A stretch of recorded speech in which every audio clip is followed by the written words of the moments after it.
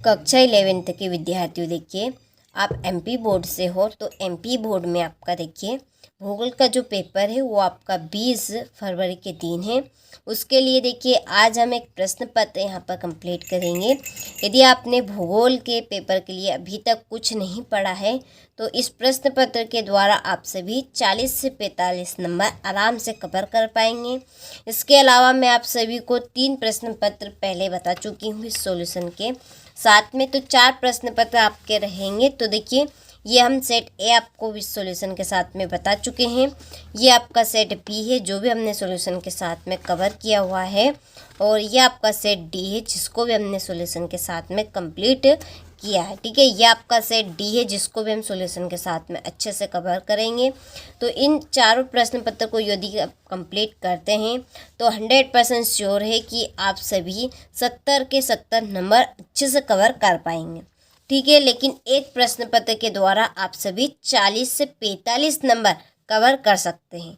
ठीक है, और ये आपका प्रश्न पत्र इंग्लिश मीडियम और हिंदी मीडियम दोनों के लिए रहेगा। तो चलिए वीडियो को शुरू करते हैं। यदि आपको कुछ प्रश्न इसमें से आते हैं तो आप इनके आंसर बताते चलिएगा। ठीक है, तो पहले प्रश्न में है आपके सही विकल्प चुनिए। ठीक है, तो पहला क्वेश्चन है इसका कि इनमें से कौन सी लघु प्लेट नहीं है। ठीक है, लघु प्लेट आपको बतानी है कि 4 ऑप्शन यहाँ पर दिए हैं, तो इन 4 ऑप्शनों में से कौन से आपकी लघु प्लेट नहीं है। ठीक है, तो इसका आंसर आपका रहेगा, जल्दी से बताइए आप पहले क्या रहेगा इसका आंसर। चलिए, तो इसका आंसर रहेगा आपका द अंटार्कटिका। ठीक है, इसका द नंबर राइट रहेगा। दूसरा है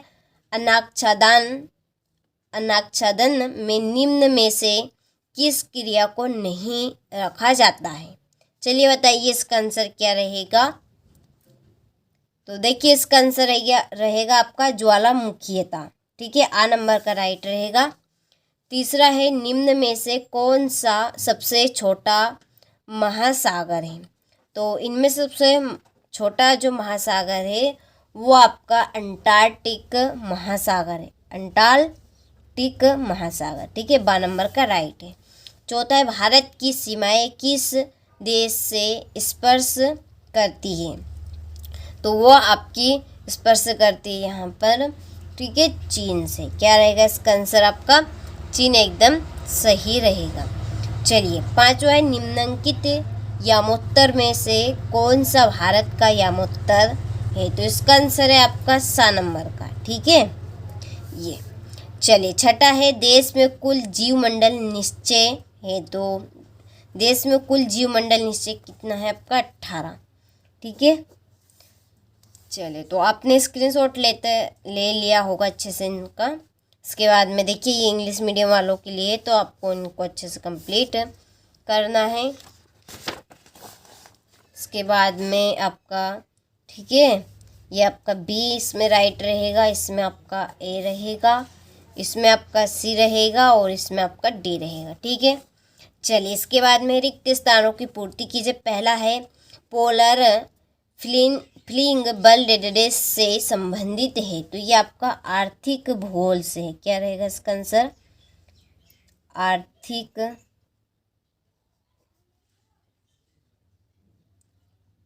भूगोल। और दूसरा है चूना पत्थर की चट्टानों पर बने स्थल रूपों को डेडेस स्थलाकृति कहते हैं। तो इसका आंसर रहेगा कास्टर्ड। ठीक है, कास्टरट।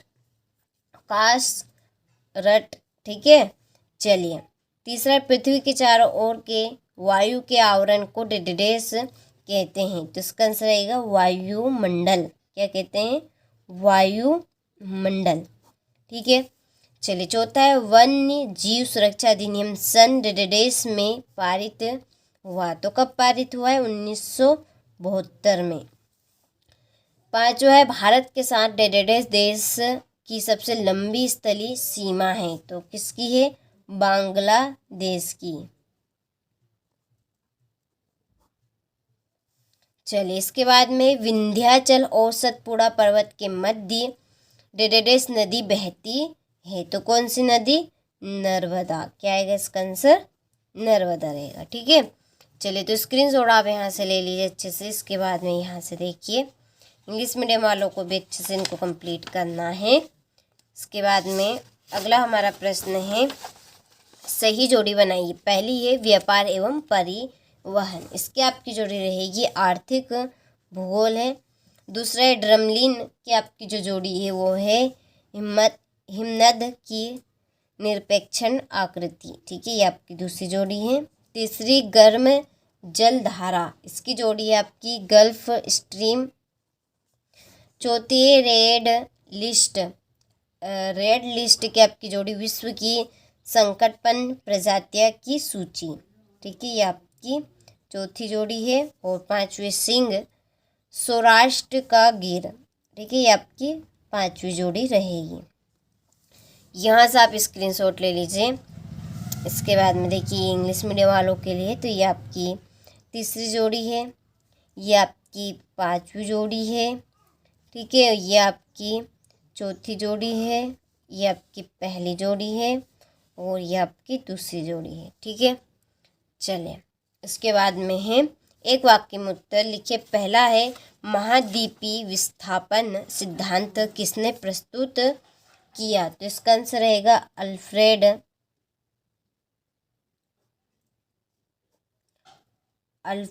वेगनर ने, ठीक है।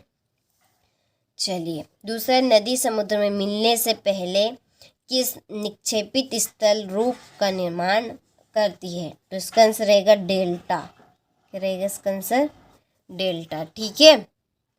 चलिए तीसरा है महासागरों में वहाँ क्षेत्र जिसमें लवणता तेजी से बढ़ती है क्या कहलाता है, तो वो आपका हेलोक्लाइनी, ठीक है, इसका आंसर रहेगा हेलोक्लाइन।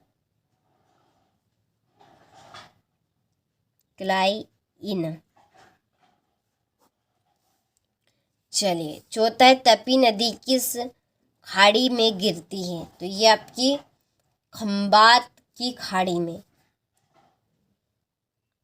खंभात की खाड़ी में, ठीक है, जो कि अरब सागर में, ठीक है, यहाँ पे आप लिख सकते हैं अरब सागर। चलिए पांचवा है कौन सी रेखा भारत को लगभग 2 बराबर भागों में बांटती है, तो वो है आपकी कर्क रेखा,